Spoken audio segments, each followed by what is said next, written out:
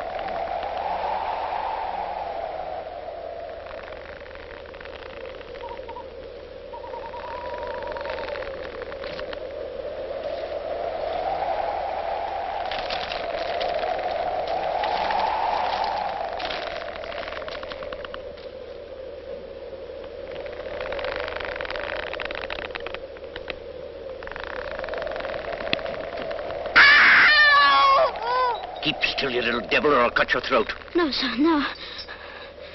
Tell us your name. Quick. Pip. Pip, sir. Sir. Show us where you live. Point out the place. There, sir. There.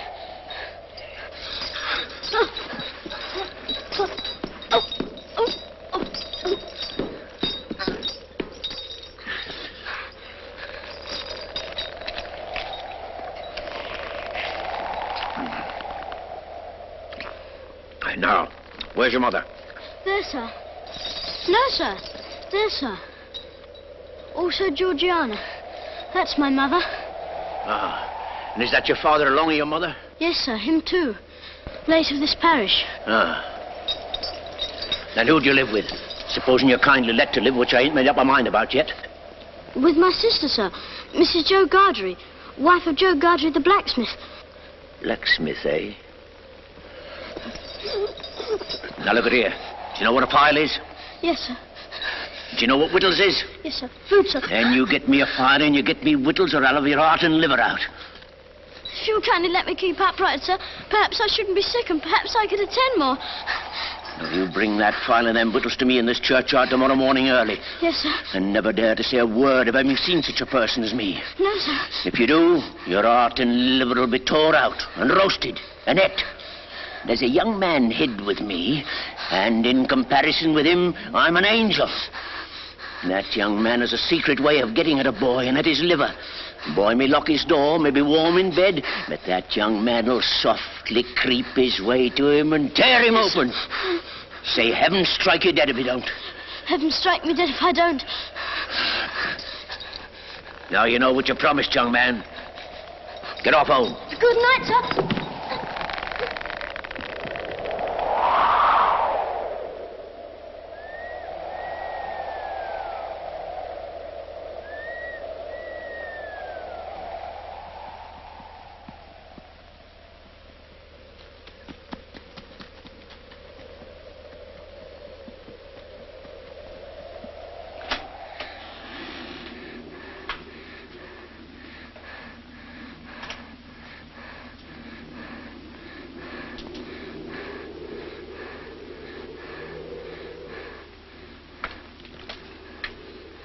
Hello, Joe. Mrs. Joe's been out a dozen times looking for you, Pip. She's out again now, making it a baker's dozen. She? And what's worse, she's got Tickler with her, Pip. She got up, she made a grab at Tickler, and she rampaged out, Pip. She rampaged out. She's a-coming. Get behind the door, old chap, and get the towel betwixt you. You young...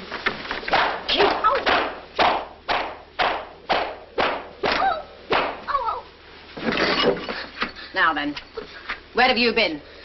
I've only been to the churchyard. Churchyard, indeed. You'd have been in the churchyard long ago if it hadn't been for me, and stayed there. It's bad enough being a blacksmith's wife without having to be a second mother to you.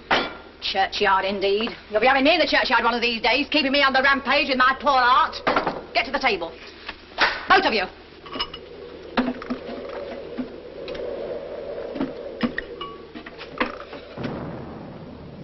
Listen. Was that great guns, Joe? Yes, there's another convict off. What does that mean? Oh, escaped. There was one escaped last night. They fired a warning of him. This must be a second one. Where does the firing come from? Drat the boy. Ask no questions. You'll be told no lies. Mrs. Joe, I should like to know, if you wouldn't much mind, where the firing comes from. Bless the boy, from the hulks, of course. Oh, hulks. And please, what's hulks? There you go. That's the way with this boy. Answer him one question and he'll ask you a dozen. Hulks are prison ships right across the marshes. I wonder who's put in prison ships and why they're put in there. People are put into prison ships because they murder and because they forge and rob and do all sorts of bad things. And they always start by asking too many questions. Now go on with your supper. Get off to bed.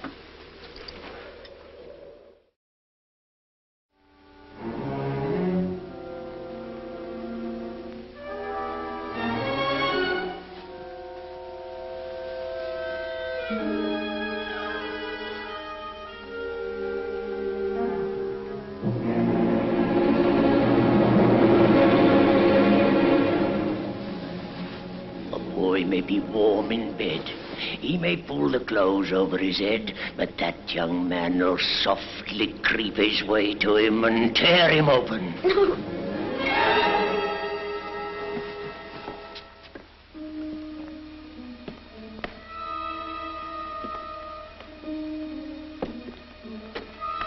Wake up, Mrs. Joe. Wake up.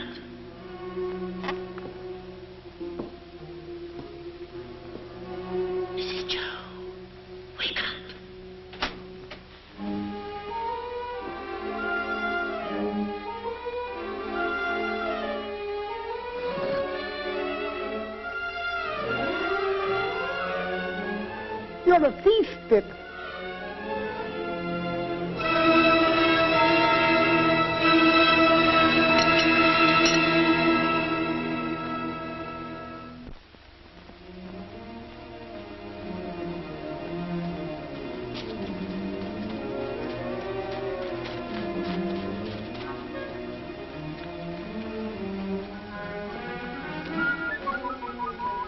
You're a wicked thief, Pip. You'll be sent to the hulks.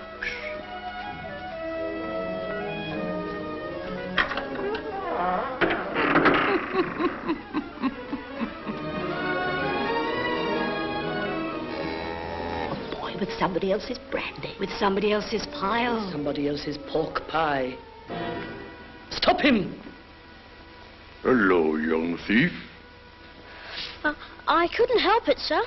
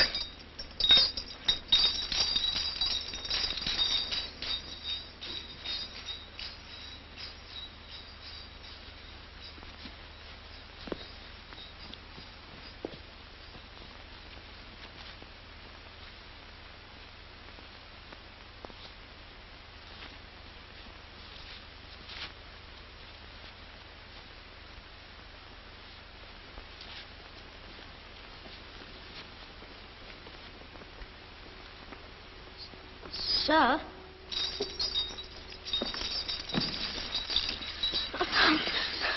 You brought no one with you? No, sir. Now give no one the word to follow you. No, sir. What's in the bottle, boy? Brandy.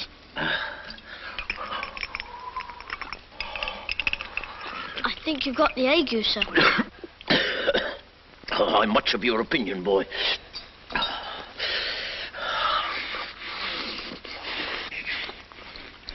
I'm glad you enjoy it. Hmm?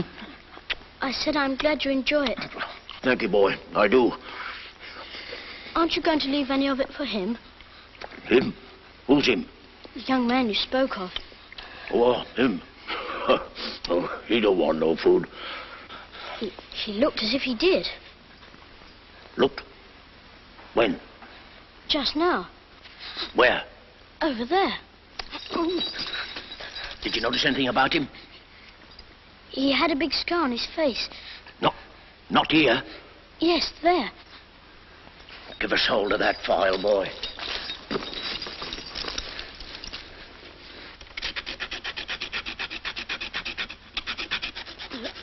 If you're not wanting me, sir, we have company for dinner, and my sister will be up early. Thank you, boy, thank you.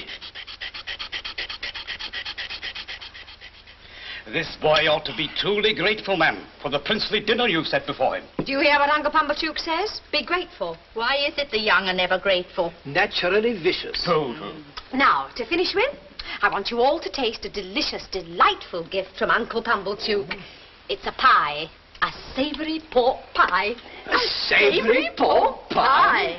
Let's have a cut of this pie, Mrs. Doe, and we'll try to do it justice. Clean plates, cold. I always say a bit of savoury pork pie will lay atop of anything you may care to mention and do no harm. What's the matter, boy? Nothing, sir. I should think not. Enjoying yourself with your elders and betters? Improving yourself with their conversation? Now then, son, where do you think you're off to? Oh, excuse me, ladies and gentlemen, but I'm on a chase in the name of the king. I want the blacksmith. And what might you want him for, pray?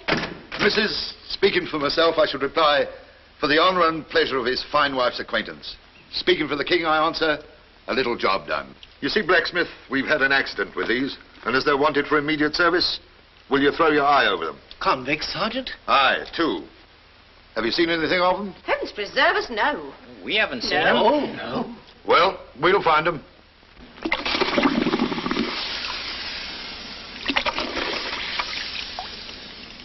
Platoon, fall in. Platoon, prepare, touch. Shoulder, up. Left, 10. Platoon, march.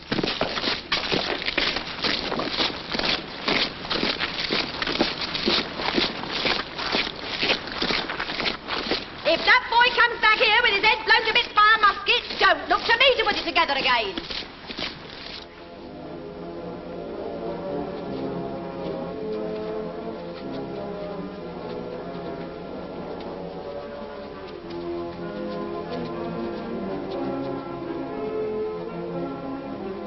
I hope we don't find them, Joe. I'd give a shilling if they had cut and run, Pip. Come on.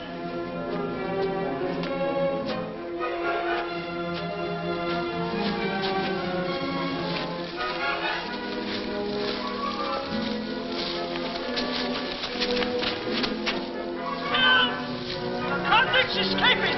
Come on! Help! This way! Help!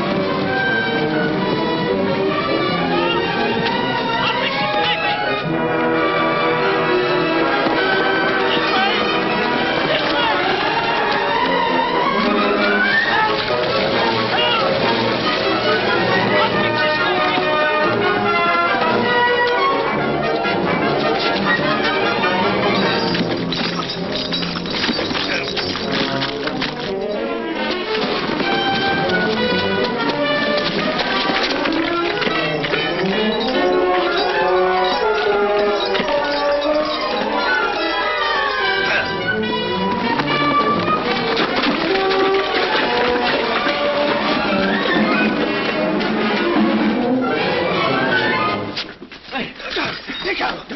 Don't forget, I took him. I give him up to you. Don't forget that. He tried to murder me. Me tried to murder him. I kept him from getting off these marshes. I could have got clear. Then I discovered he was here. I let him go free to make a fool of me again. Let me go. Let me go. Make ready. Present. Fire!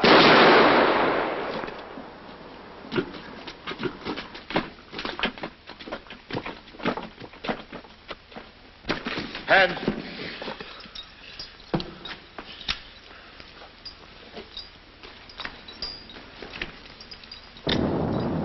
You're expected on board.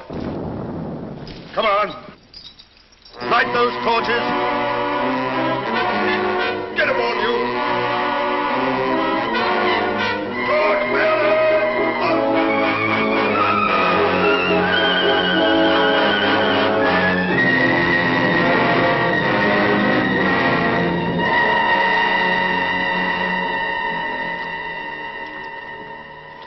I wish to say something respecting this escape.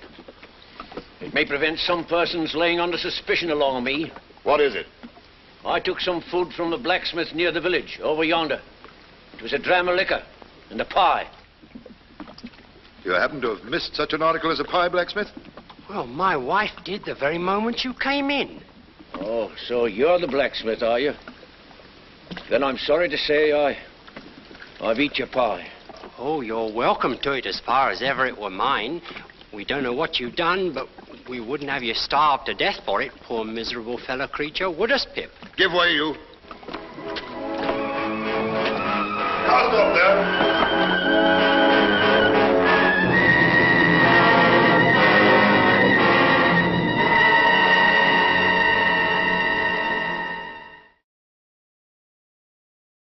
It was a year later.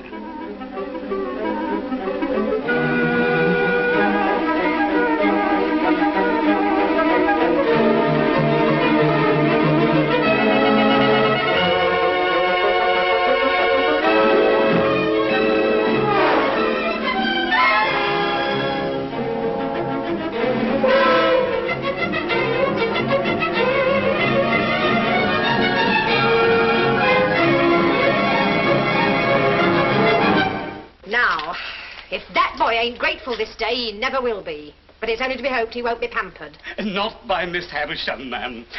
She knows better. Do you know who Miss Havisham is? Yes. Who? She's the strange lady in the large house. But she's mad, ain't she? She may be mad, but she's rich enough to make the boy's fortune. She wants him to go and play there. And he'd better play there, or else I'll work him. Well, I wonder how she comes to know our Pip. Oh, Laura mussy me. Here I stand talking to me a moon calves, and Uncle Pumblechook waiting, and that boy grimed with dirt from the crown of his head to the soles of his feet. Oh.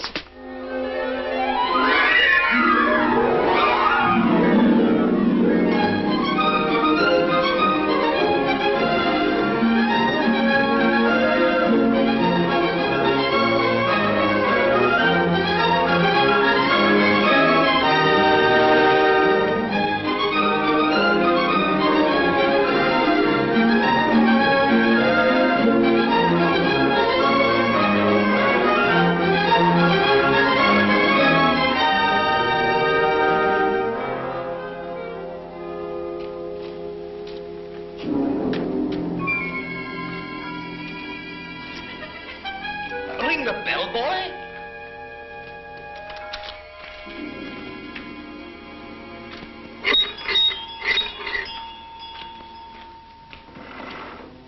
What name? Pumblechook. Quite right. Can you read the time, boy?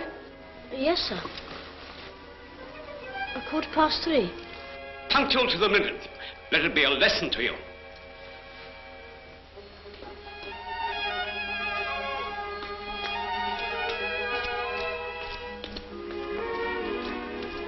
This is Pip. So this is Pip, is it? Come in, Pip. Oh, do you wish to see Miss Havisham? If Miss Havisham wishes to see me... Ah, but you see she doesn't. Come on, old boy.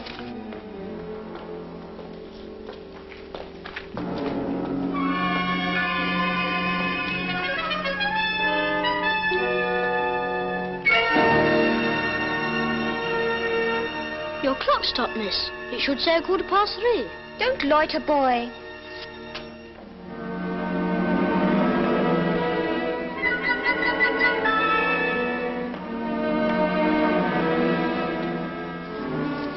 Come along, boy. Take your hat off.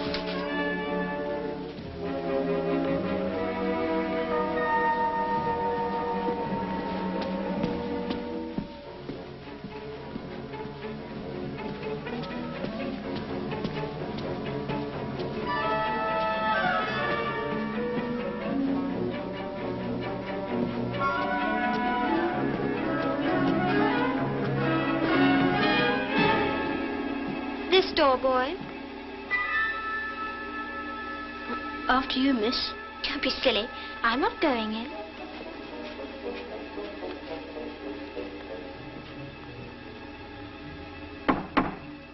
Come in.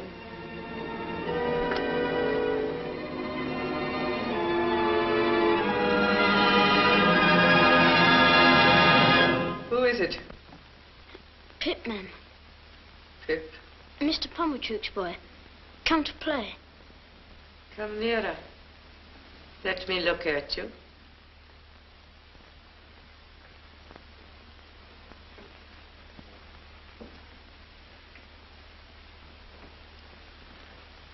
Come close.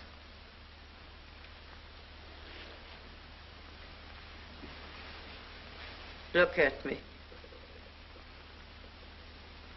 You're not afraid of a woman who has never seen the sun since you were born. No. Do you know what I touch? Here. Your heart. Broken.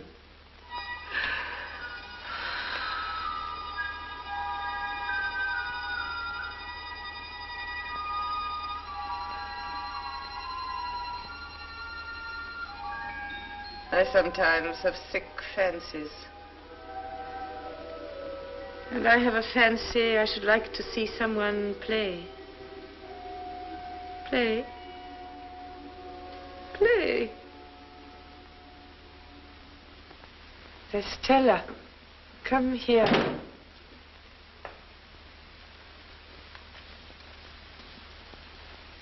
Your own, one day, my dear. And you will use it well. Let me see you play cards with this boy. With this boy? But he is a common labouring boy. And look at his boots. Well, you can break his heart. What do you play, boy? Only begging my neighbour, miss. Beggar him. 4 for the ace. 1 for a jack. He calls the knaves jacks, this boy. And what coarse hands he has. You stupid, clumsy, labouring boy. She says many hard things of you, but you say nothing of her. What do you think of her? I don't like to say. Tell me in my ear. I think she's very proud. Anything else? I think she's very pretty. Anything else? I think she's very insulting. Anything else? I think I should like to go home now. And never see her again, though she is so pretty. I'm not sure that I wouldn't like to see her again. But I think I'd like to go home now. You shall go home soon. Play the game out.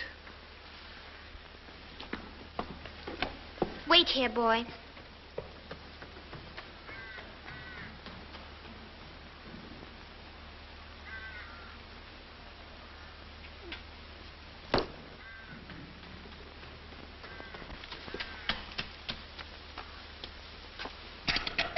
Why didn't you cry?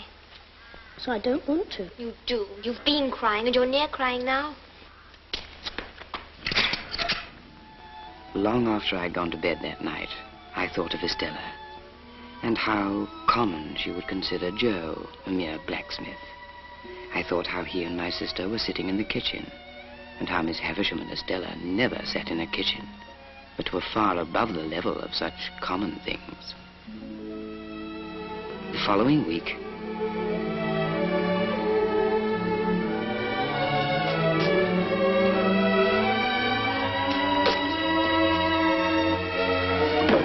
We'd come this way today, boy.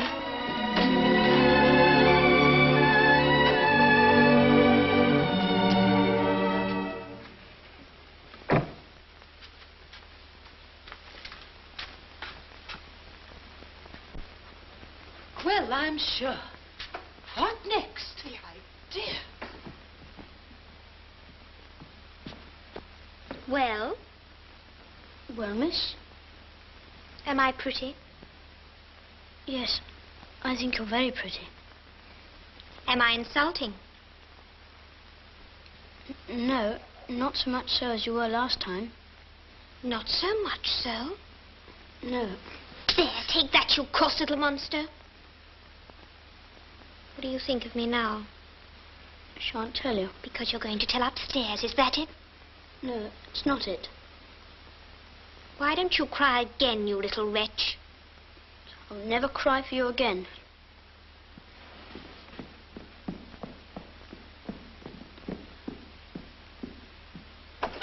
In there, boy.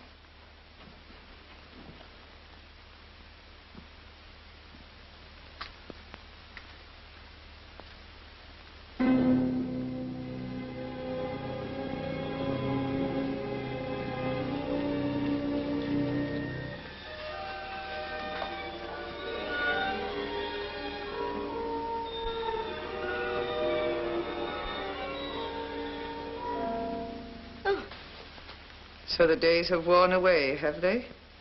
Yes, ma'am. Today's... There. I know nothing of days of the week, nothing of weeks of the year. Do you know what that is? There? I can't guess what it is, ma'am. It's a great cake.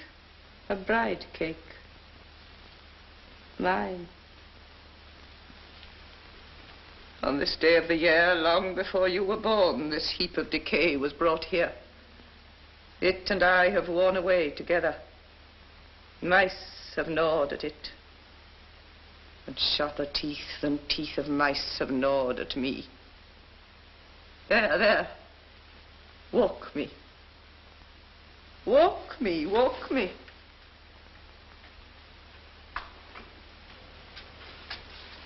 Dear Miss Havisham. Good morning. Morning, Miss Havisham. How well you look. I do not look well, Sarah Pocket. I'm yellow skin and bone. Those Pip are my relations. The Pockets. They are very particularly interested in my health. So once a year, on my birthday, I summon them to visit me. There. Pip, my dear, run into the garden and play.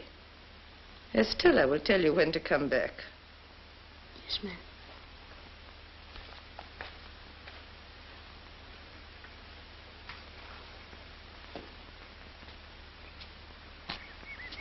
Hello, young fellow. Hello, Who gave you leave to prowl about? Mrs. Stella. Come on, fight. Oh, stop a minute there. I ought to give you a reason for fighting, too.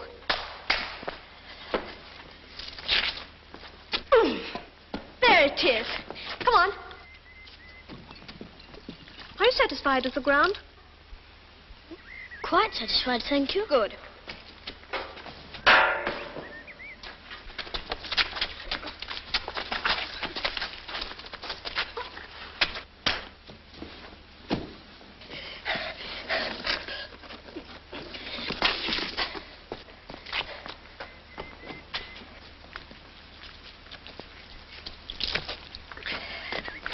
Ready?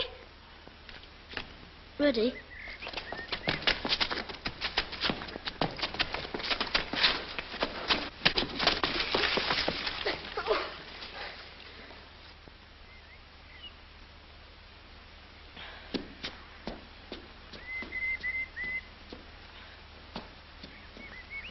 means you've won.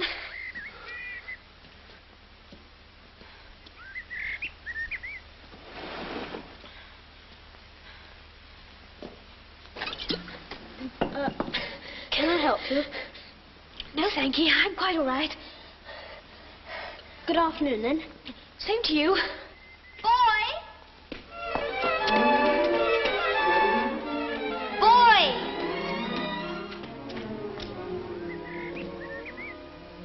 Yes, miss?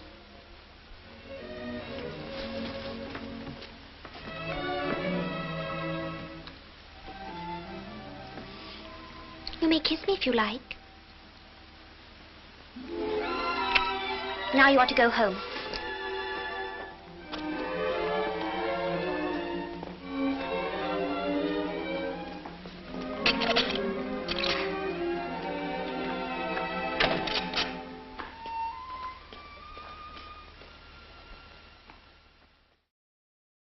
Three months later, my sister became ill and was laid to rest in the churchyard on the marshes. The occasion was marked for me not so much by the passing of Mrs. Joe as by the arrival of Biddy.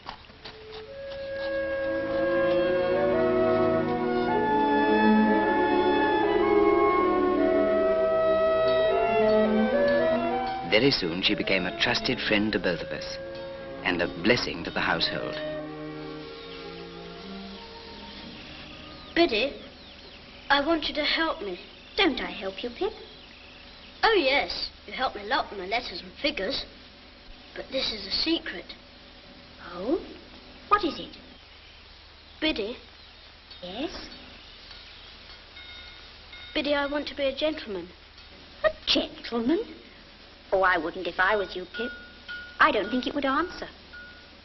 Biddy, I have a particular reason for wanting to be a gentleman. Well, you know best, Pip, but don't you think you're happy as you are? I'm not happy as I am. I'm coarse and common. Coarse and common, are you, Pip? Who said so? Beautiful young lady at Miss Havisham's. And I want to be a gentleman on her account.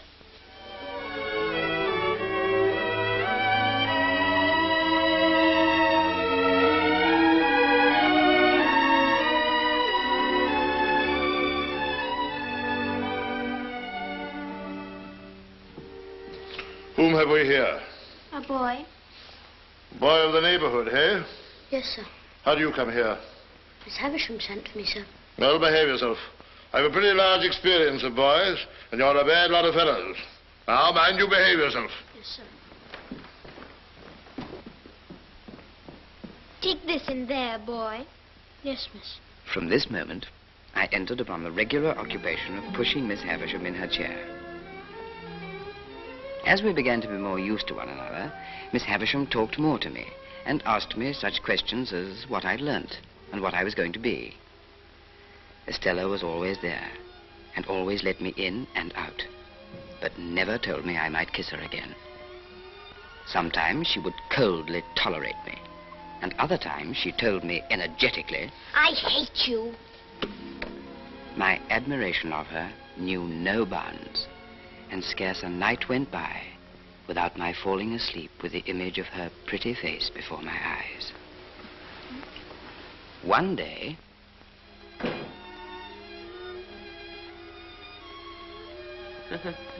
does she grow prettier and prettier, Pip? Yes, Miss Havisham. There, there. That's all till next time. Miss Havisham, I can't come next time. This is sad news, Pip. Why not? Tomorrow's my birthday. I'm 14.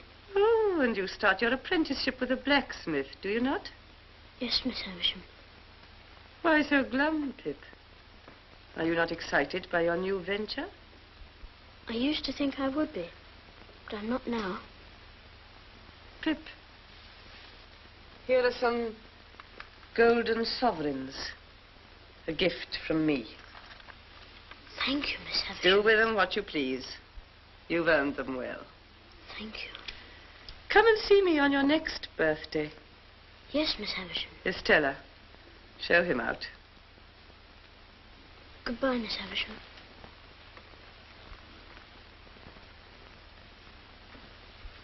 Goodbye, Pip.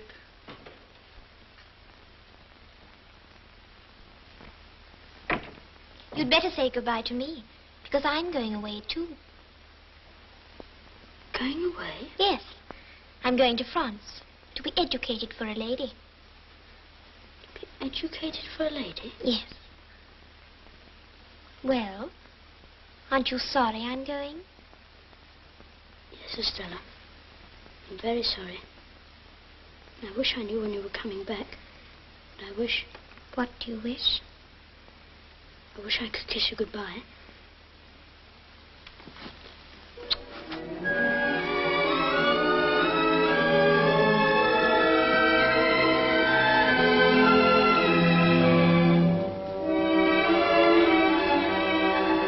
My boyhood had ended, and my life as a blacksmith began. It was in the 6th year of my apprenticeship, and it was a Friday night.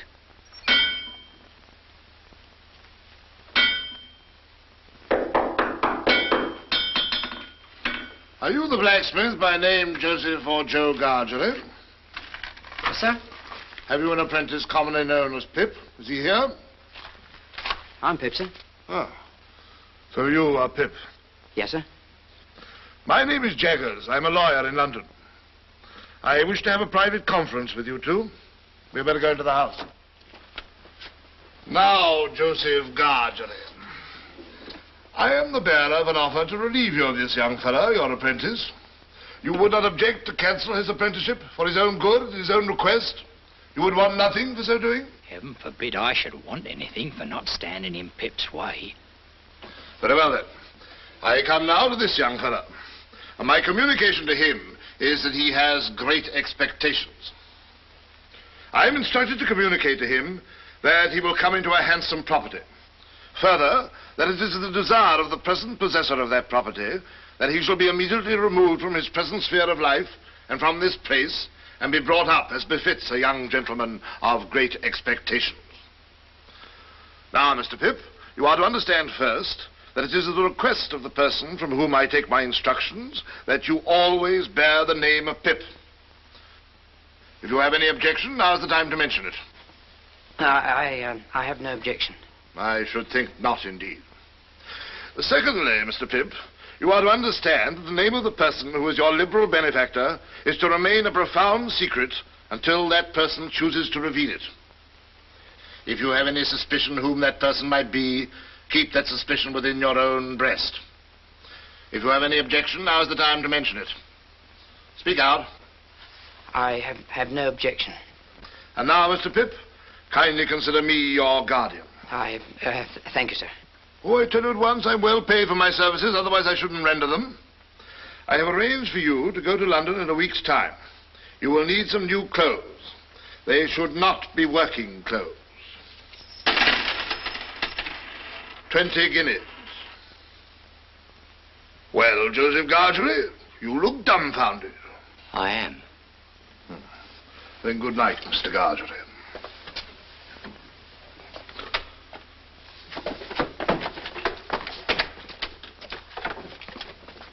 Good night, Pip. Good night, sir.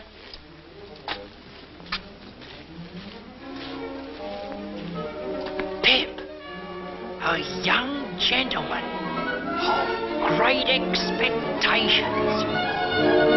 Biddy! Biddy!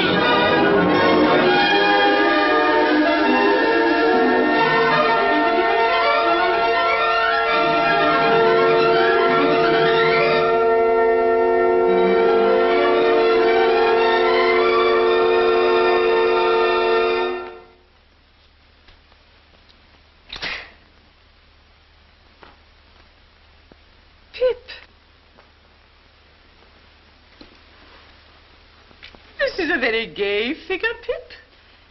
I start for London tomorrow, Miss Havisham, and I thought you would kindly not mind my taking leave of you. Well? I've come into such good fortune since I saw you last, Miss Havisham, and I'm so grateful for it. I've seen Mr. Jaggers, Pip. I've heard about it. So you go tomorrow? Yes, Miss Havisham. And you are adopted by a rich person. Not named. No, Miss Havisham. And Mr. Jaggers has made your guardian. Yes, Miss Havisham. Is, abroad. Prettier than ever, and admired by all who see her. And you, too, have a promising career before you. Be good and deserve it, Pip. Yes. You will always keep the name of Pip, you know. Yes, Miss Havisham.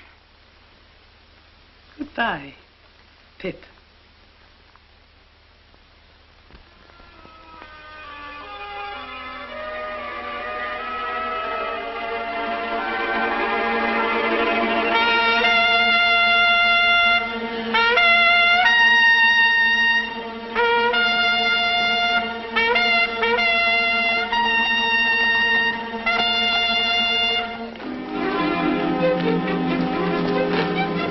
Well, bye, Joe. God bless you, dear old Pip. God bless you. Bye, Biddy. Bye, Pip.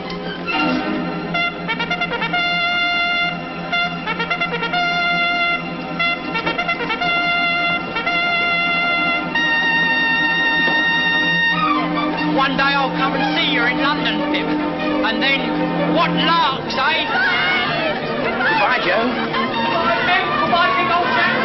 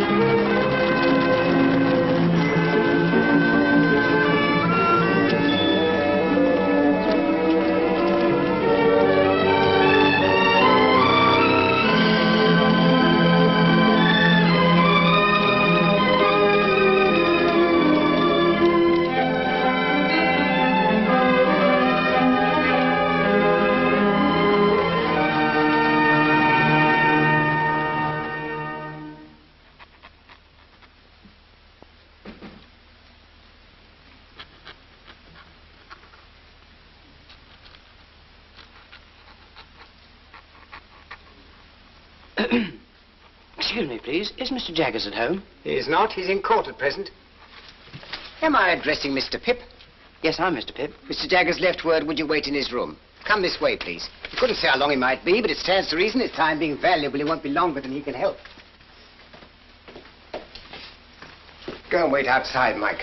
All right. Hope I'm not interrupting. Oh, certainly not. Oi! Your first time in London, Mr. Pip?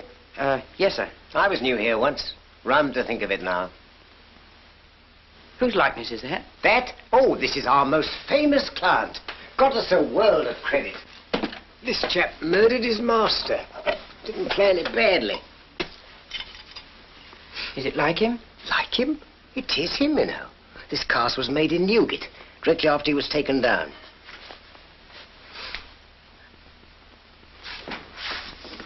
Oh, your man comes on this afternoon. Have you got the witness? Yes, Mr. Jaggers. Wait here. Mr. Pip's here. Good. Ah, so you've arrived safely, Mr. Pip. Good morning. Good morning, Mr. Jaggers. Now, we can soon settle you. Wemmick, Mr. Pip's file. Wemmick here will conduct you to a Mr. Herbert Pocket's rooms in Barnard's Inn, where you will live. Oh, sit down, Mr. Pip, sit down. Mr. Pocket will be able to give you a good lead as to the places in London with which you shall become acquainted. I take it that is agreeable? Yes, Mr. Jaggers. Next, money. Your allowance will be £250 per annum. which means that you will draw from Wemmick here the sum of £62, 10 shillings per quarter. A very handsome sum of money, too, I think. You consider it so? How could I do otherwise? Ah, but answer the question. Undoubtedly, Mr. Jaggers. Good. Get out! Now, here is a list of the tradespeople with whom you may run up an account. Wemmick, take Mr. Pip round to Barnard's Inn. Yes, sir. I shall check the bills and pull you up if I find you getting on too well. Of course, you'll go wrong somehow, yes, but that's no fault of mine. Goodbye and good luck, Mr. Goodbye, Pip. Mr. Mike! Mr. Wemmick, I don't quite know what to make of Mr. Jaggers. Oh, we don't mean that you should know what to make of him. Deep, that's what he is, as Australia. Who was that he shouted at so fiercely in the office? Oh, that was his housekeeper, name of Molly. He got her off on a murder charge. Murder? Isn't he frightened of having her about? Not him. When you come to see us again, take a good look at her. Shall I see anything very uncommon? You'll see a wild beast tamed. Keep your eye on it.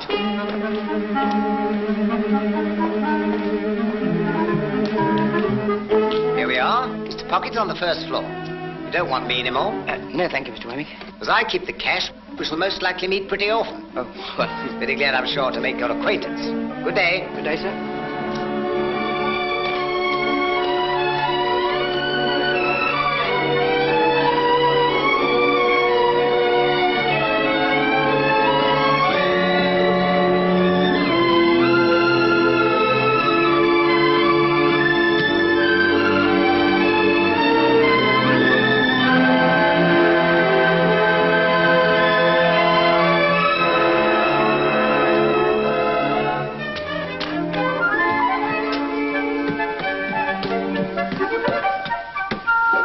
Mr. Pip? Mr. Pocket? Oh, dear me, I'm extremely sorry. But the fact is I've been out on your account, for I thought coming from the country you might like a little fruit. And I went to Covent Garden Market to get it good. Well, thank you. It's very nice of you. Can I take the parcels? It sticks, you know. Pray come in. Now, this is the sitting room. Rather musty, but Barnard's is musty. I'm afraid I'm rather bare here. Now, that's my little bedroom. And this is your room. Come in. Oh, it's very nice. The furniture's specially hired for the occasion. Oh, I hope that... Dear me, I beg your pardon. You're holding the fruit all this time. I feel quite ashamed. You'll be very quiet here, and we shall be alone together. But I dare say we shan't fight. Fight? Fight! I knew I'd seen you somewhere before. You're the pale young gentleman from Miss Havisham's. Bless me, and you are the prowling boy. The idea of it's being you. Well, the idea of it's being you. I hope you've forgiven me for having knocked you about so. Oh, of course. You hadn't come into your good fortune at that time, had you? No. I was rather on the lookout for a good fortune then. Indeed? If Miss Havisham had taken a liking to me, I suppose I should have been provided for. Perhaps even I should have been engaged to Estella. But I didn't care much for it. She's a tartar. Who? Miss Havisham? I don't say no to that, but I meant Estella. You know she was adopted and brought up by Miss Havisham to wreak revenge on all the male sex. Wreak revenge on all the male sex? What revenge? Heavens, Mr. Pip, I thought you knew. No. Dear me, it's quite a story and should be saved till dinner time. Shall I take your stick? Oh, thank you. And your hat. Oh.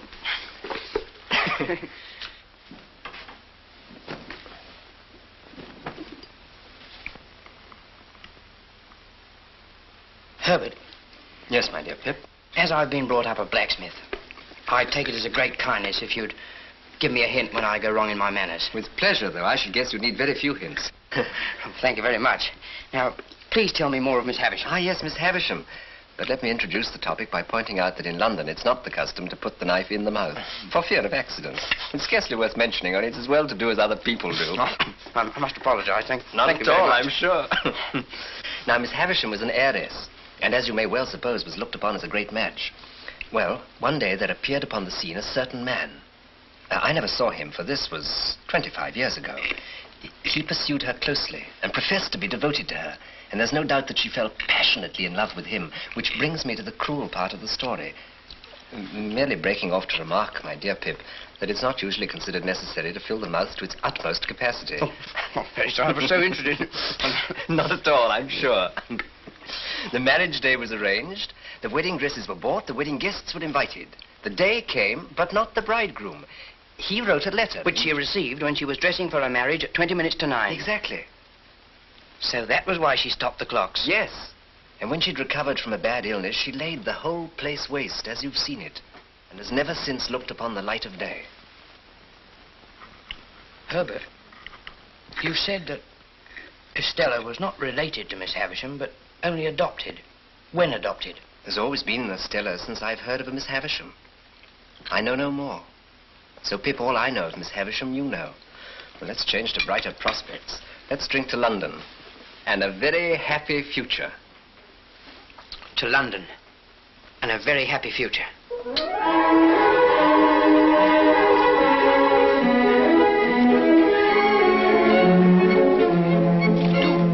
3, 4. Now, all together, Mr. Pip. That's right. That's better. Much better. Enjoy yourself.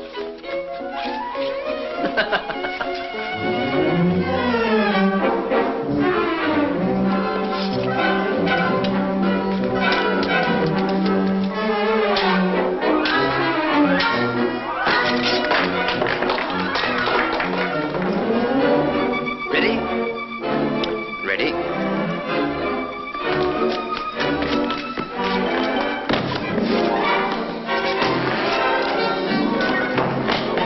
Forgive me, Herbert.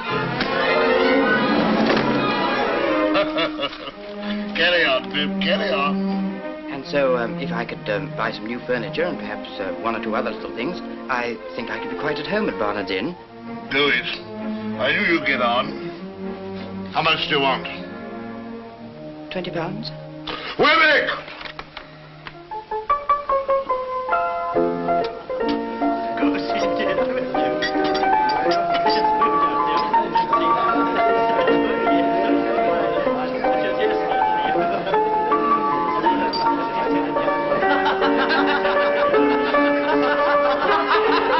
Well, Pip, I should say you were at home.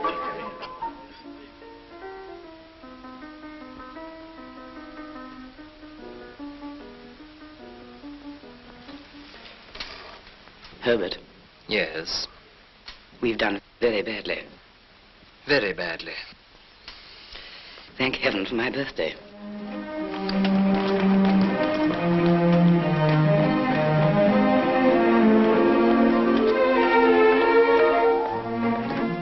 Good morning, Mr. Pip. Morning. Good morning, Mr. Pip. Good morning. Congratulations, Mr. Pip. Thank you, Mr. Wemmick. Come in. Mr. Pip, sir. Come in. 21, eh, Pip? I must call you Mr. Pip today. Congratulations, Mr. Pip. Thank you, Mr. Jaggers. Sit down.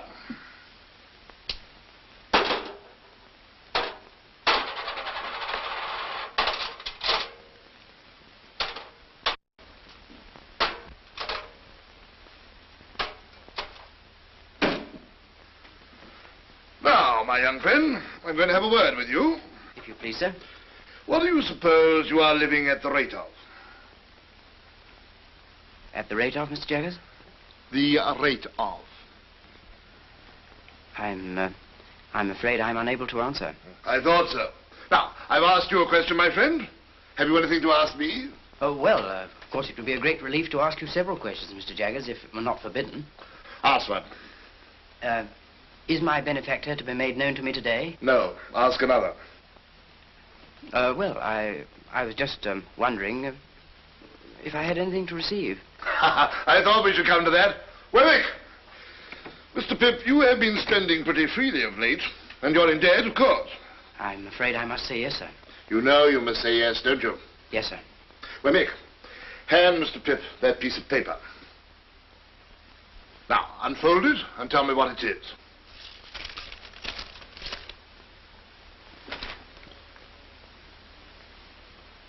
This is a banknote for £500.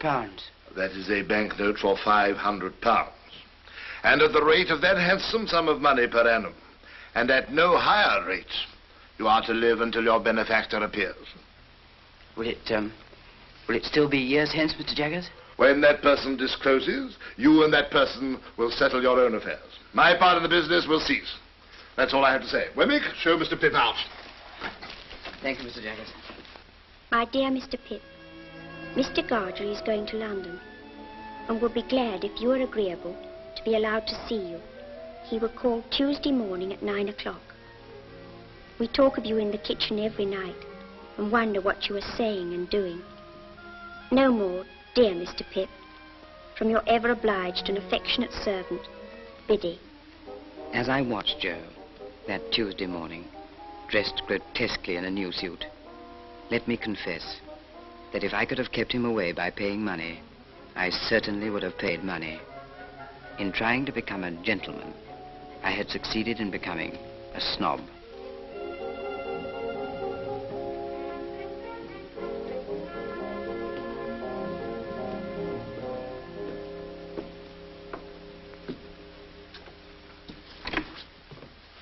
Joe.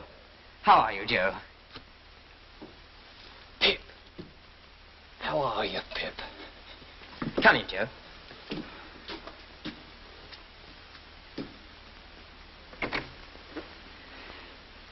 Well, Joe, I am glad to see you. Pip, dear old chap, you've growed and you've swelled, and you gentlefolk has to be sure you're an honour to your king and country. And you, Joe, look wonderfully well. Give me your hat.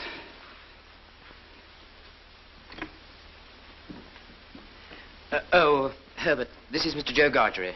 Joe, Mr. Herbert Pocket. How do you do, Mr. Gargery? Your servant, sir. Won't you sit down? Thank you kindly, sir.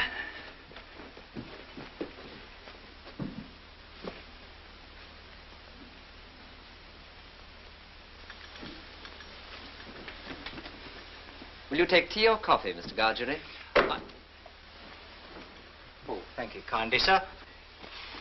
I'll take whichever is most agreeable to yourself. What do you say to coffee? Thank you kindly, sir. Since you are so good as to make choice of coffee, I'll not run contrary to your opinions. But don't you find that rather heating? Say tea, then.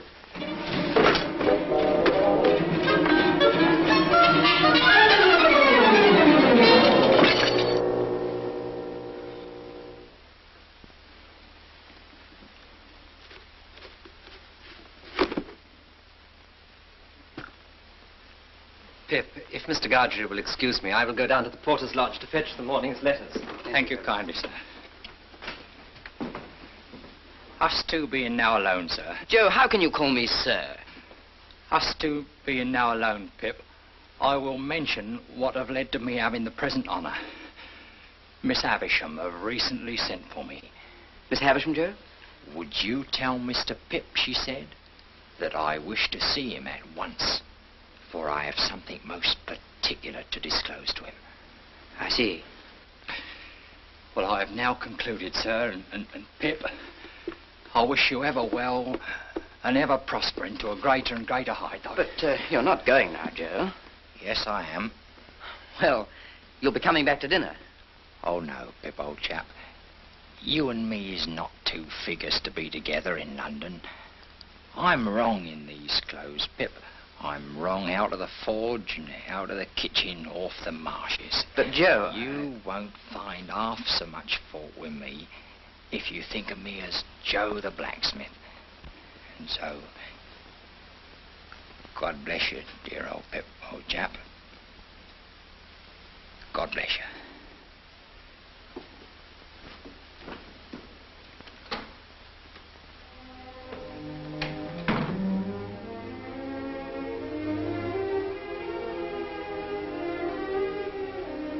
All that day, Joe's simple dignity filled me with reproach.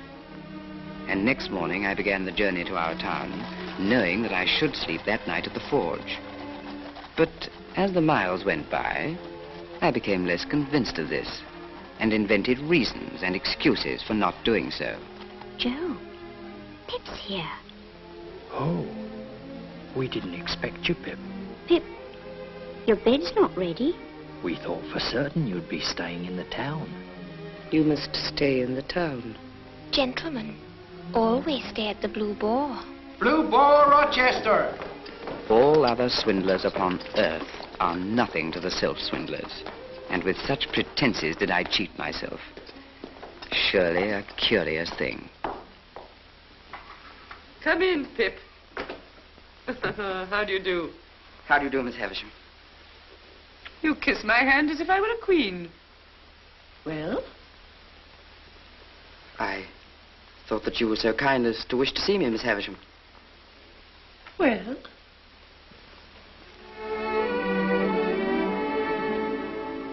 Stella.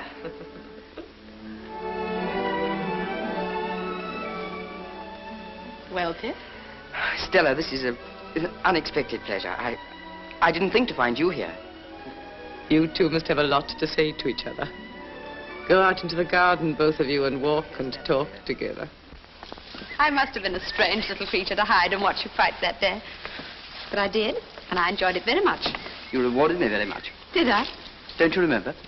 I remember I entertained a great objection to your opponent. I took it ill that he should be brought here to pester me with his company. He and I are great friends now. Are you? I imagine that since your change of fortune, you have naturally changed your companions. Oh, yes, naturally. Do you remember the first time I came here? The time you made me cry? Did I? I don't remember. Not remember you made me cry? You meant nothing to me. Why should I remember? You must know, Pip, I have no heart. Perhaps that's why I have no memory. No one looking at you could believe that. Oh, I have a heart to be stabbed at or shot at, but you know what I mean. There's no sympathy there, no softness, no sentiment. If we're to be thrown much together, you had better believe that at once. I can't believe it, Estella. Very well. It's said at any rate. But remember how I've been brought up, and don't expect too much of me. Come, Pip. You shall not shed tears for my cruelty today. We'll go just once more round the garden and then go in. Miss Havisham will be expecting you at your old post. Is she beautiful? Graceful, well-grown? Do you admire her, Pip? Everyone must who sees her, Miss Havisham. She is going to London soon, and you shall meet her there. I shall be the happiest man in London, Miss Havisham. Love her. If she favors you, love her. If she tears your heart to pieces, love her. I adopted her to be loved. I developed her into... as punctual as ever, Jaggers. As punctual as ever. How do you do, Pip? And what are you doing here? Miss Havisham wished me to see Estella, Mr. Jaggers. Ah, a fine young lady. Shall I give you a ride, Miss Havisham? Once round? A very fine young lady, Pip.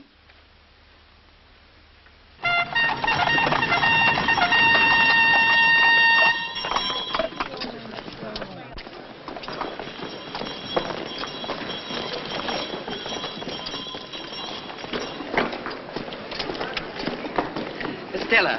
Pip. How nice to see you, Estella. My lesson from Miss Havisham is this. There are two Richmonds, one in Surrey and one in Yorkshire. Mine is the Surrey Richmond. The distance is 10 miles. I am to have a carriage, and you're to take me there. Here is my purse. No, no. No, you must take it. We are not free to follow our own devices, you and I. The carriage is ordered for half an hour from now, and tea is ordered to while away that half hour. Does that please my lady? The tea will please her greatly. Why are you going to Richmond, Estella? I'm going to live, at a great expense, with a lady there who has the power, or says she has, of taking me about and introducing me and showing people to me and showing me to people. You'll have a gay time and be much admired. You must look forward to that, Estella. It's part of Miss Havisham's plan for me, Pip.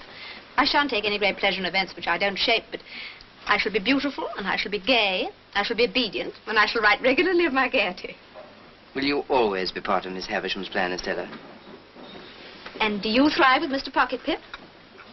Yes, indeed. We've left Barnard's Inn and moved to the Temple. Oh? I live quite pleasantly there. At least... At least? As pleasantly as I could anywhere. Away from you.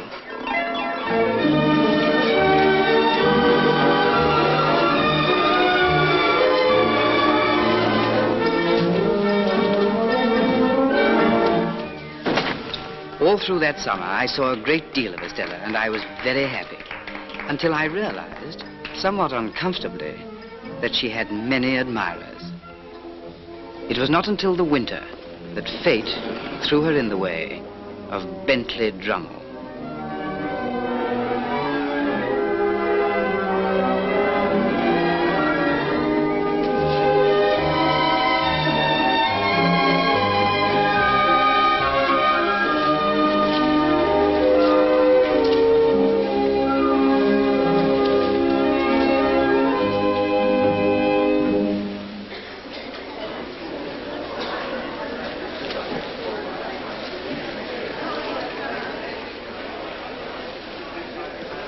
tired, Estella?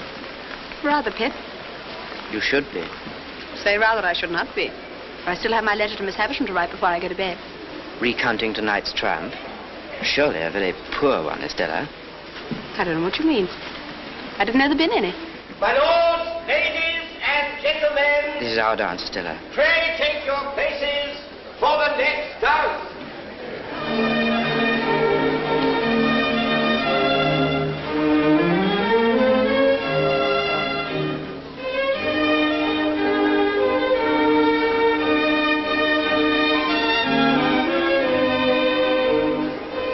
Estella, look at Drummle. He never takes his eyes off you.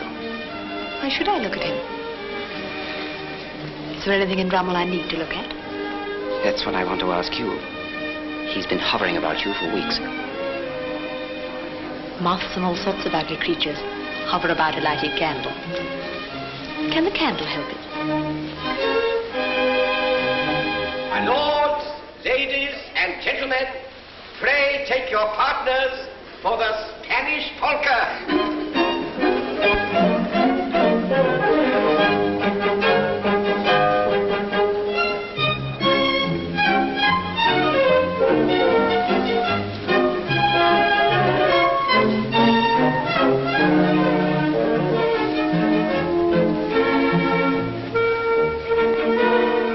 Everybody dislikes him, you must know that. There's nothing to recommend him but money and a ridiculous row of addle-headed ancestors. It makes me wretched to see you encourage him. Does it?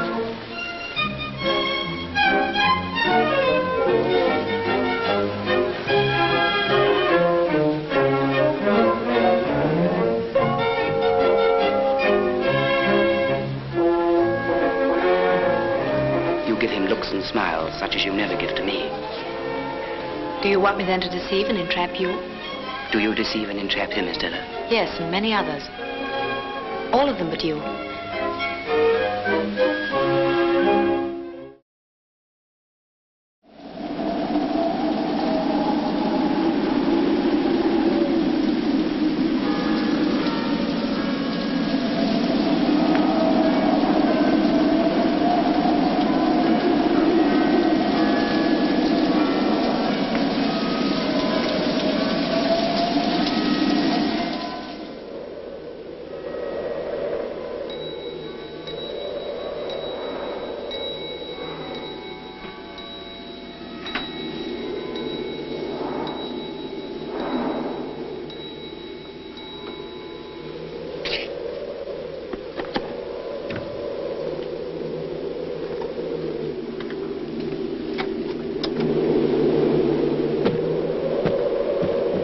Who do you want?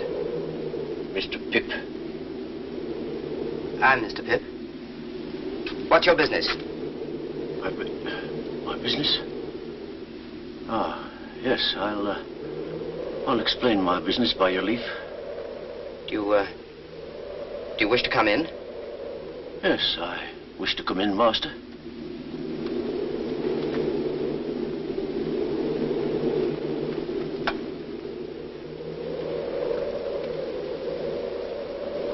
Now perhaps you will explain your visit.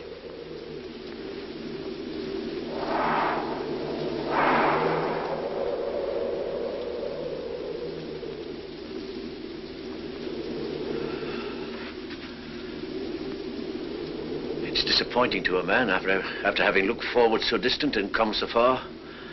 Oh, but you're not to blame for that. What do you mean? I'll speak in half a minute. Give me half a minute, please.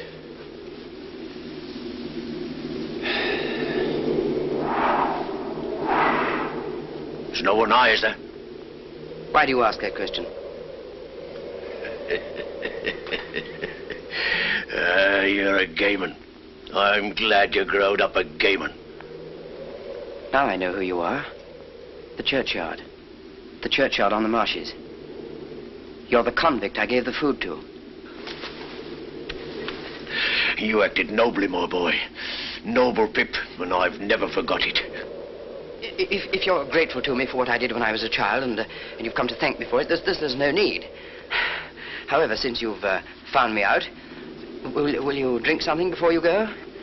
Yes, I will drink, I thank you. Before I go.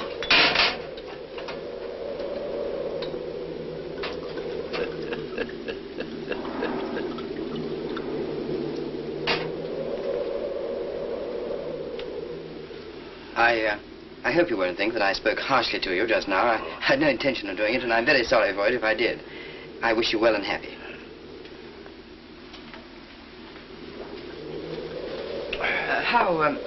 How have you been living? I've been a sheep farmer, away in the New World, in New South Wales. I hope you've done well. I've done wonderful well. I'm famous for it. Oh, I'm very glad to hear it. I hope to hear you say so, dear boy. But you've done well too, eh? Yes, I've done quite well.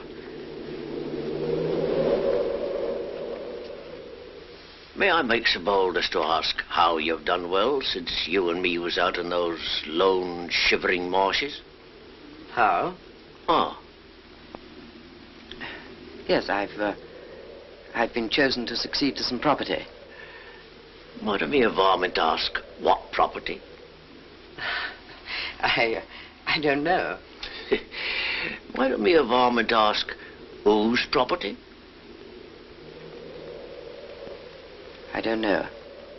Could I make a guess, I wonder, at your income since you come of age? As to the first figure now. 5?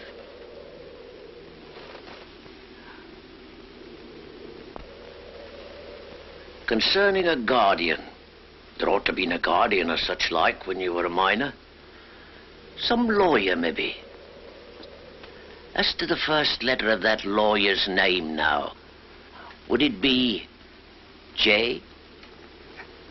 As the employer of that lawyer whose name began with J and might be Jaggers.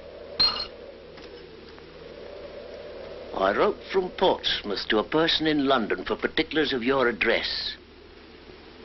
That person's name? Why, Wemmick.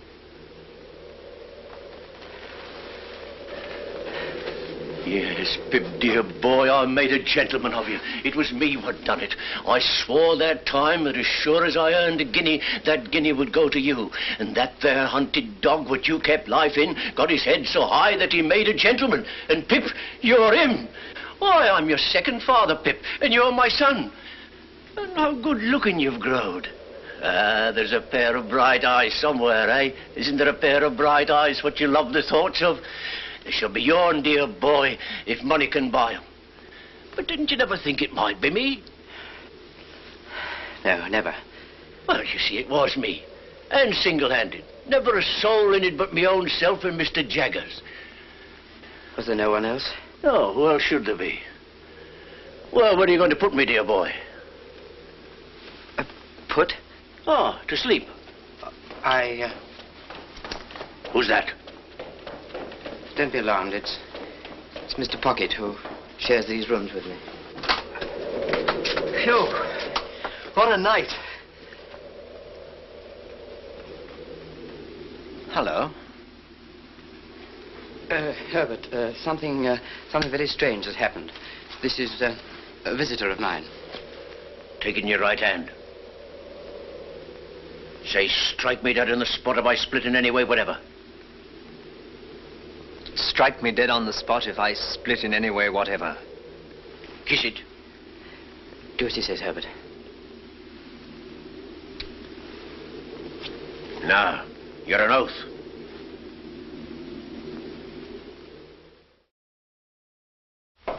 Come in.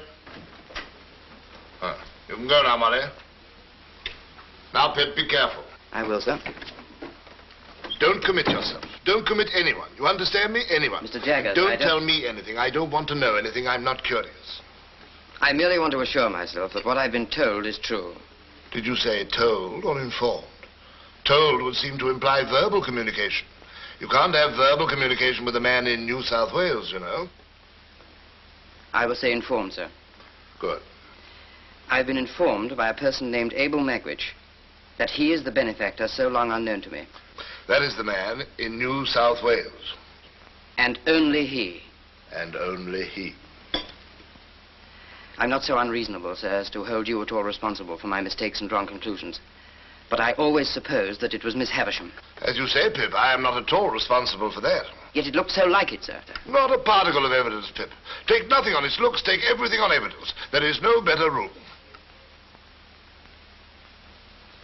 Well, I've nothing more to say.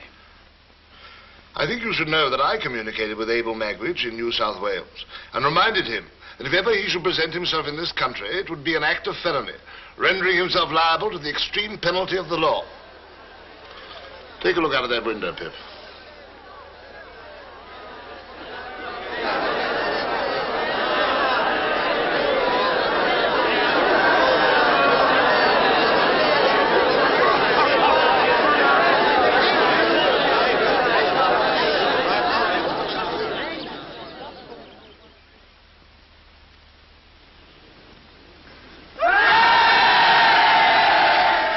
That sort of thing happens every day.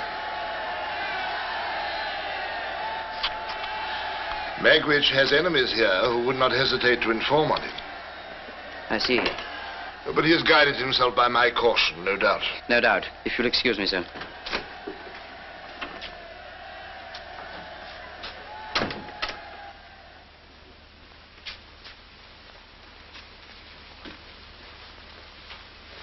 There's no other alternative. He must be got out of the country, and I shall have to go with him. Why must you go with him? He's risked everything on my account. I can do no less than stand by him now. What will you say to Estella? I'm at a loss to know what to say to her. She'd never understand about him. But I must see her before I go.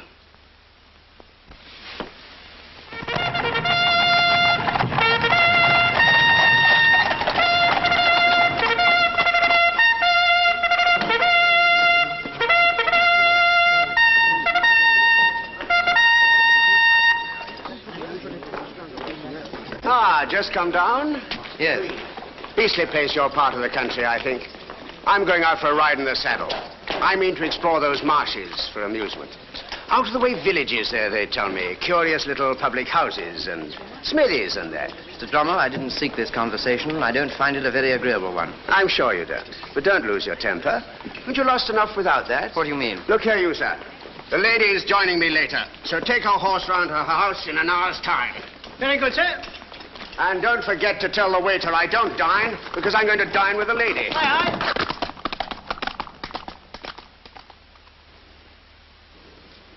aye. Come in.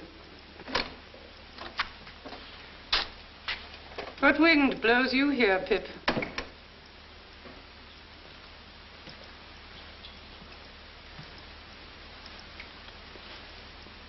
I went to Richmond yesterday to speak to Estella, Miss Havisham. And finding that some wind had blown her here, I followed. What I have to say to Estella, I will say before you presently in a few moments. It will not surprise you. It will not displease you. I'm as unhappy as you could ever have meant me to be. I have found out who my patron is. It isn't a fortunate discovery, and is not likely ever to enrich me in reputation, station, fortune, anything. But there are reasons why I can say no more of that. It is not my secret, but another's. It is not your secret, but another's. Well? When you first caused me to be brought here, Miss Havisham, I suppose I really did come here as any other chance boy might have come, as a kind of servant, to gratify a want or a whim and to be paid for it. Aye, Pip, you did. And that Mr. Jaggers was... Mr. Jaggers had nothing to do with it. His being my lawyer and the lawyer of your patron was a coincidence. He holds the same relation towards numbers of people. But when I fell into the mistake that I've so long remained in, at least you led me on. Yes. I let you go on. Was that kind? Who am I? For heaven's sake, that I should be kind. Well, well, well, what else? Estella, I should have said this sooner, but for my long mistake, which led me to believe that Miss Havisham meant us for one another. And I felt that I couldn't tell you of my real feelings while you were not free to choose for yourself. But now I have to go away. And I must say it before I go. I love you, Estella. I've loved you ever since I first saw you in this house. Pip, I tried to warn you not to love me. But you wouldn't be warned, for you thought I didn't mean it. Isn't it true that Bentley Drummond is in town here and pursuing you? Quite true. that you encourage him and ride out with him, and that he dines with you this very day. Quite true. How can you fling yourself at such a man? Should I rather fling myself at you, Pip, who would sense at once that I bring nothing to you? But you cannot love him, Estella. What have I always told you? Do you still think, in spite of it, that I don't mean what I say? Estella, you would never marry him. Why not tell you the truth? I am going to be married to him.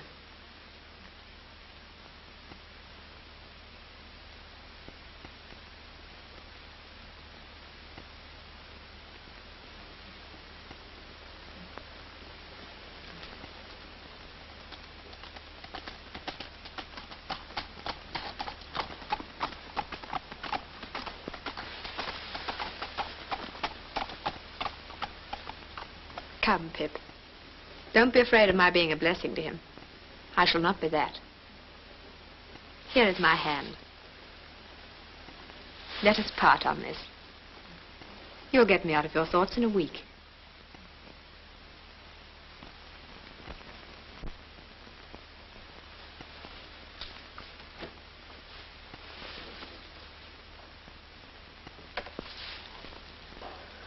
What have I done? What have I done?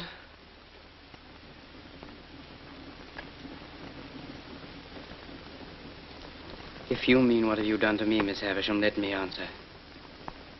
Estella has been part of my existence ever since I first came here, the rough, common boy whose heart she wounded even then. She has been the embodiment of every graceful fancy that my mind has ever known. To the last hour of my life, she cannot choose but remain part of my character. Part of the little good in me, part of the evil. But you may dismiss me from your mind and conscience. But Estella is a different case. And if you can ever undo any scrap of what you've done amiss, in keeping part of her right nature away from her, it will be better to do that than to bemoan the past through 100 years.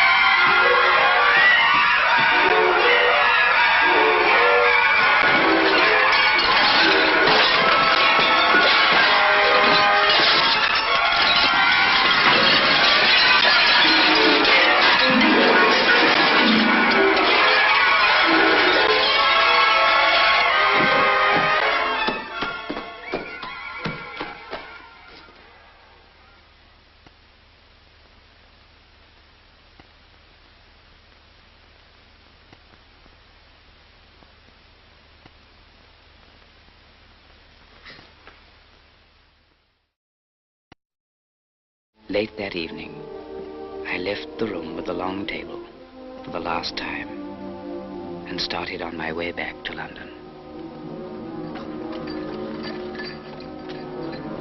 Oh, Mr. Pip, I believe. Good morning, sir. Good morning, Dick. I have a note for you, sir. The messenger who brought it said it's urgent.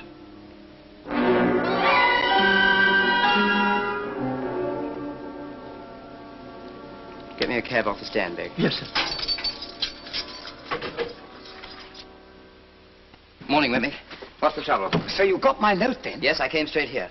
Why, what have you done to your hands? Oh, it's nothing. I got them burned, Mr. Wemmick. I'm very anxious. Everything's taken care of, Mr. Pip. But pray come in. You don't object to an aged parent, I hope? Oh, no, I should be delighted. This is Mr. Pip, Aged P, and I wish you could hear his name. Give him a nod, Mr. Pip. That's what he likes. You made acquaintance with my son at his office, I expect. Yes. Nod away at him, if you please, like winking. Yes. Yes. I hear that my son is a wonderful hand at his business, sir. Yes. You're as proud of me as Punch, ain't you, Aged P? There's a nod for you. There's another one for you. Yes. Now, Mr. Pip and I have business to discuss. Oh, yeah. Come and sit down. I want to offer an apology, for he isn't capable of many pleasures. Just tip him a nod now and then when he looks off his paper, and he'll be as happy as a king. Pleasure, Mr. Wellington. I'm sure that you'll appreciate that I'm most anxious to know what's happened. Of course. Now, I heard by chance yesterday morning that an old enemy of a certain convict, whose name we needn't mention, Yes. had got wind of his being in England. So I went to the temple and found Mr. Herbert. And I told him that if he was aware of any such person, whose name we needn't mention, being about your chambers, that he'd better get him out of the way. I also heard that you had been watched. That I've been watched? Yes. And might be watched again. So he'd better get him out of the way while you were out of the way.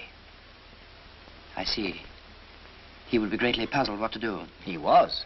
But we've now removed him to a house overlooking the river, down Limehouse way. I should like to join them at once. If you take my advice, Mr. Pip, you'll wait till after dark. By which time, you see, we can have those hands attended to.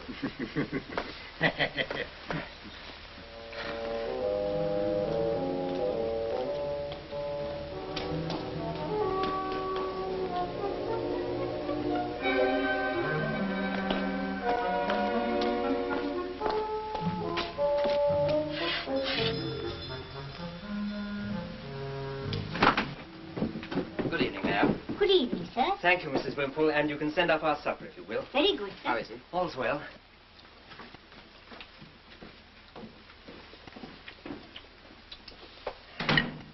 I'm a heavy grubber, dear boy. Always was. Are you sure that you can rely on Wemmick's judgment and sources of information? Aye, Wemmick knows. He spoke to me of a particular enemy of yours. Do you know who that might be? Aye. That was the man you saw fighting with me on the marshes, the man with the scar. He turned informer on me then to save his own skin, and he'd do it again to see me hanged. But no sneaking rat like him's going to make me leave, my boy. Well, if you're worried about that, there's no need. I'm coming with you. No. You're a gay one. What a gay one my boy's turned out to be, eh? The following day, I sent Herbert to make some inquiries. He found that the packet boat for the continent left Gravesend Pier at high tide every Thursday. I set myself to hire a boat. It was soon done. I couldn't get rid of the notion of being watched, and how many undesigning persons I suspected of watching me, it would be hard to calculate. I began to go out as for training and practice, sometimes alone, sometimes with Herbert. We were out in all weathers, and became, as was our intention, familiar figures on the river. My burns were still very painful. We made it a practice that Herbert should embark from the place nearest to the house where our convict was hidden. As the hours of the tide changed, we took to going further downriver. There, on the marshes, we found a lone public house where we decided to stay on the night of our escape. And from a nearby buoy, we timed the passing of the packet boat.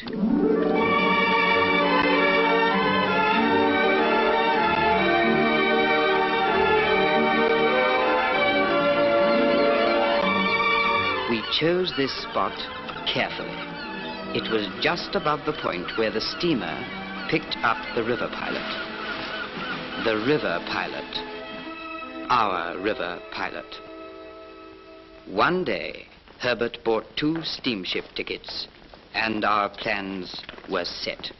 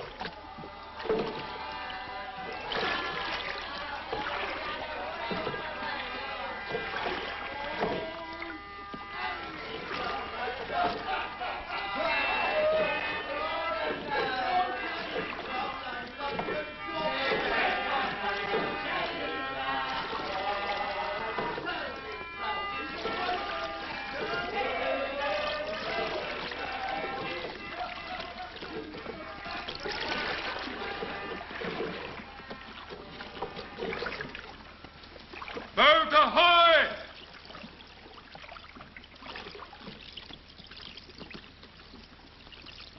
Ahoy there!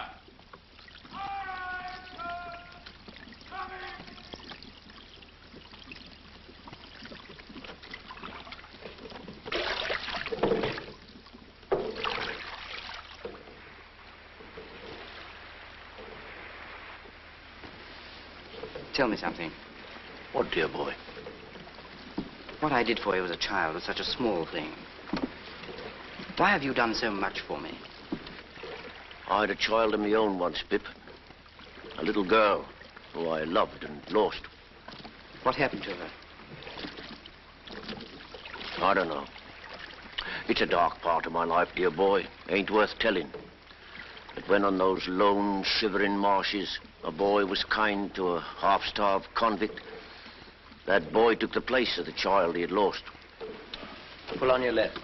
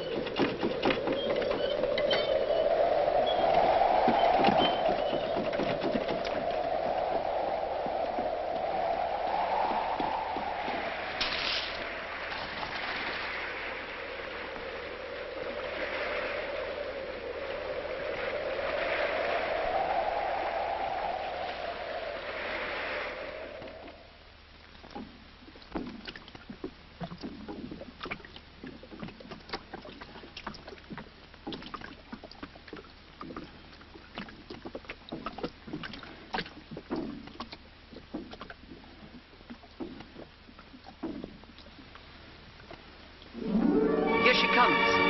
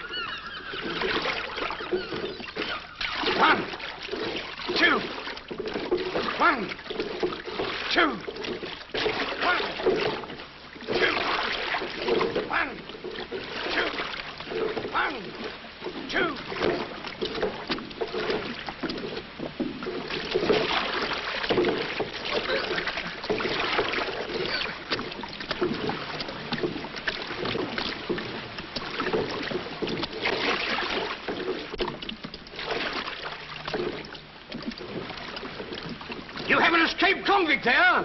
That's the man in the stern. I call upon him to surrender and you to assist.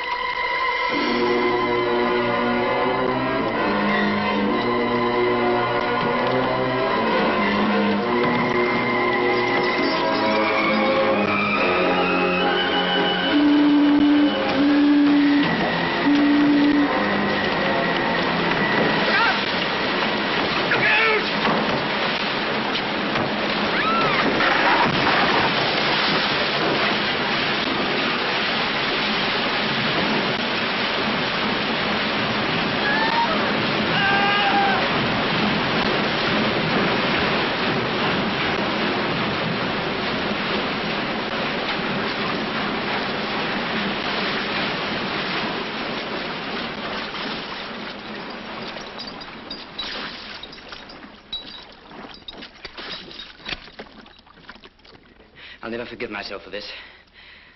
I'm all right, dear boy. I'm content to have seen my boy and to take my chance. Jaggers will help us. He'll get you off all right. Prisoners at the bar. It is now my duty to pronounce the sentence demanded by the law.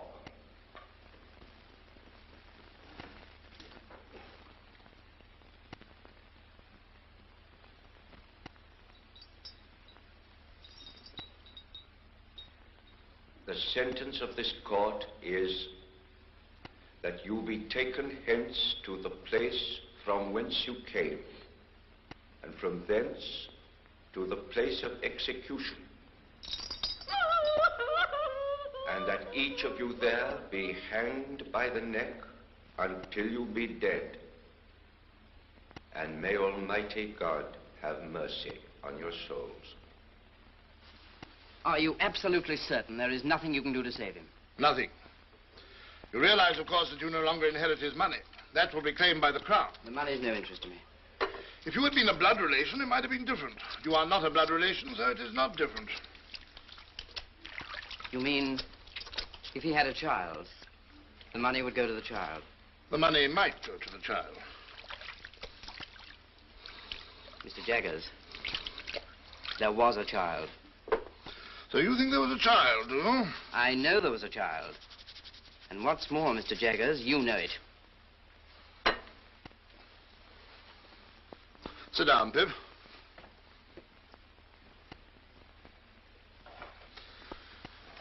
I'm going to put a case to you, Pip, but I admit nothing. I understand. You admit nothing. Put the case that a woman is charged with murder. Put the case that this woman has a child whose father is a convict. I understand you perfectly. But that I make no admissions. But that you make no admissions. Now, Pip, put the case that this woman's legal advisor knows an eccentric and very rich lady who is anxious to adopt a little girl. Do you understand, Pip? I understand. But I can hardly believe. Ring that bell, Mr. Pip.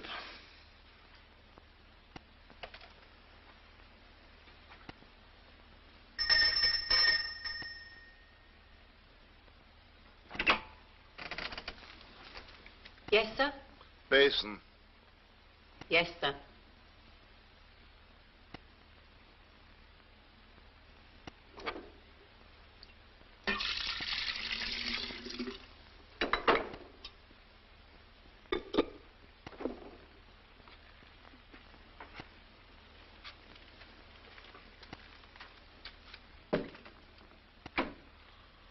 Well, Pip? If I'm in my right mind, and that woman is Estella's mother, this legal advisor you mention will have a lot to answer for. Now, Pip, put the case that this legal advisor has often seen children tried at the criminal bar. Put the case that he has known them to be habitually imprisoned, whipped, neglected, cast out, qualified in all ways for the hangman, and growing up to be hanged. Put the case that here was one pretty little child out of the heap that could be saved. Put that last case to yourself very carefully, Pip. I do, Mr. Jaggers. Did he do right? He did right. Good. Does Estella know? You mean, does the little girl know? Yes. No, she does not know. She must never be told. As to that, she has a claim to her father's property. The legal advisor must use his own judgment. Her father's condition is considerably worse. He has been moved to the prison infirmary.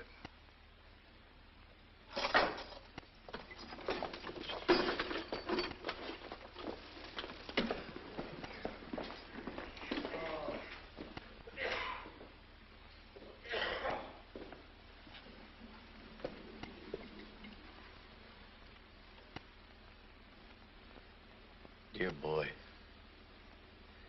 I thought you wasn't coming. And yet, I knew somehow that you would. It's just the time. I waited at the gate so as not to lose a moment of it. God bless you. You've never deserted me. And what's best of all is, you've been more comfortable along with me since I was under a dark cloud than when the sun shone. That's best of all.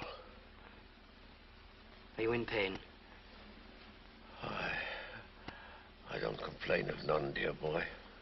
You never do complain.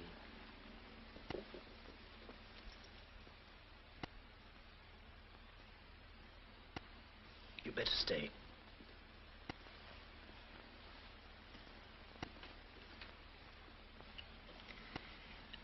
I have something to tell you. Can you understand what I say?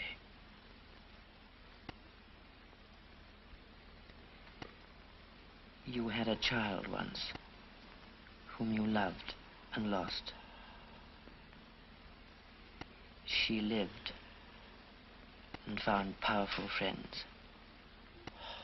She is living now. She is a lady and very beautiful.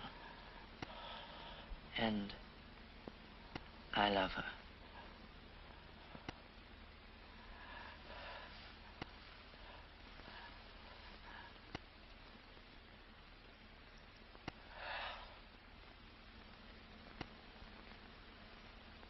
Oh, Lord, be merciful to him, a sinner.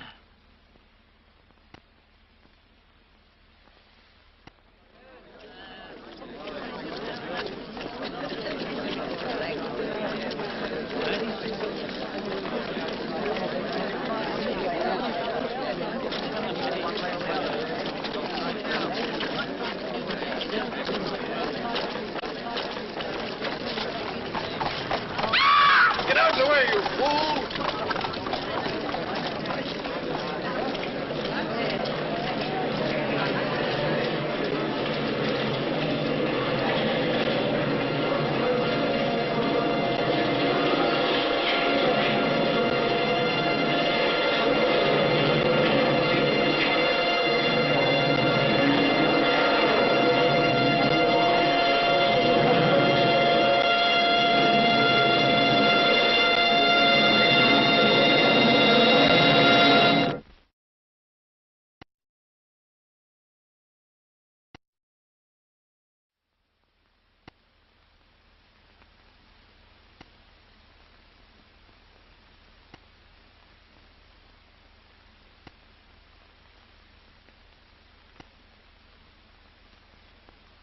Is it, Joe? Which it are, old chap.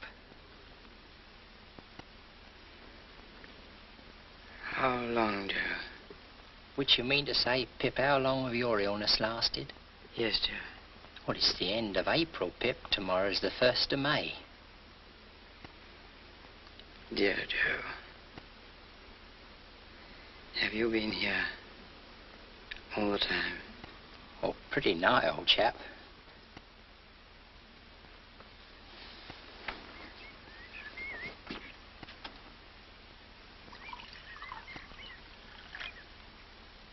Joe, where am I? You're home. I brought you home, dear old Pip, old chap. Oh, Joe, you break my heart. Please don't be so good to me. Now, looky here, old chap. Ever the best of friends. You'll soon be well enough to go out again. And then, oh, what larks!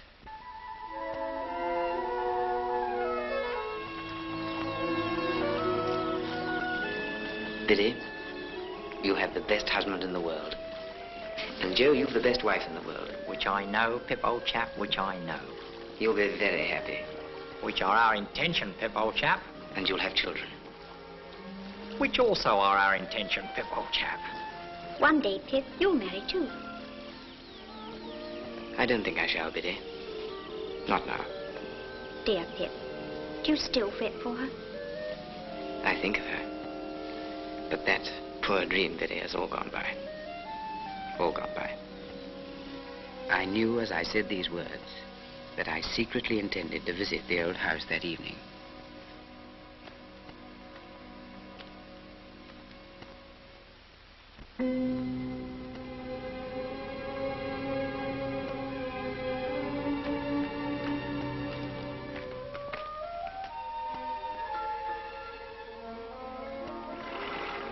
What name? Tumblechook. Quite right.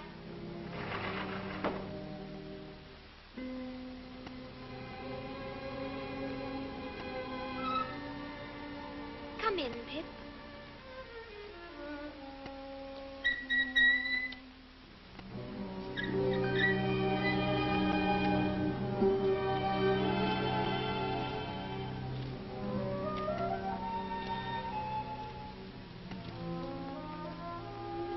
I know nothing of days of the week, nothing of weeks of the year.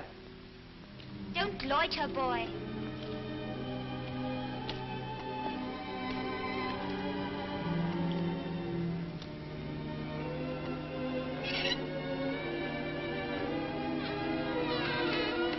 Come along, boy. Take your hat off.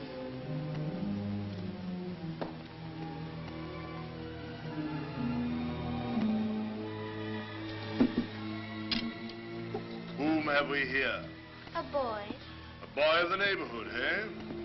But he is a common laboring boy. You can break his heart. This door, boy.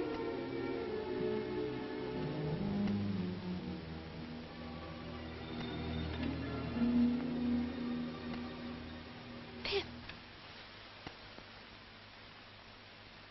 Stella.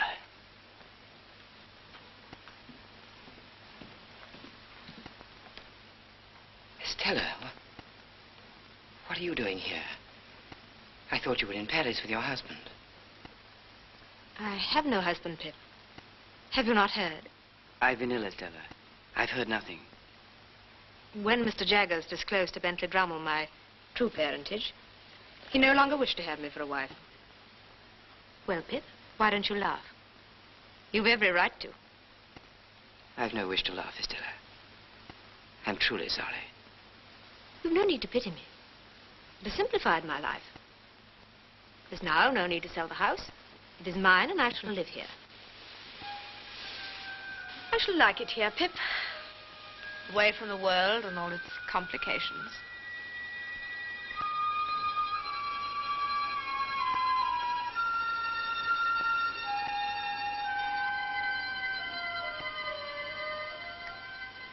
Stella, how long have you been here? I don't know. Stella, you must leave this house. It's a dead house. Nothing can live here. Leave it, Stella, I beg of you. What do you mean? This is the house where I grew up. It's part of me. It's my home. It's Miss Havisham's home. But she's gone, Stella, gone from this house, from you, from both of us. She is not gone. She is still here with me in this house, in this very room. Then I defy her. I have come back, Miss Havisham. I have come back to let in the sunlight.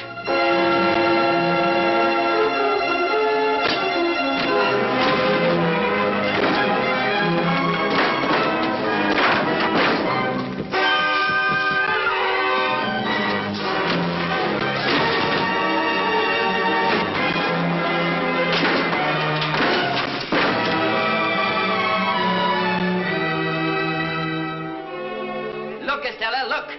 Nothing but dust and decay.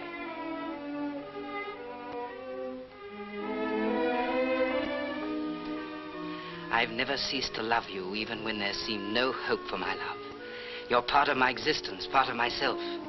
Estella, come with me, out into the sunlight. Look at me. Pip, I'm afraid. Look at me.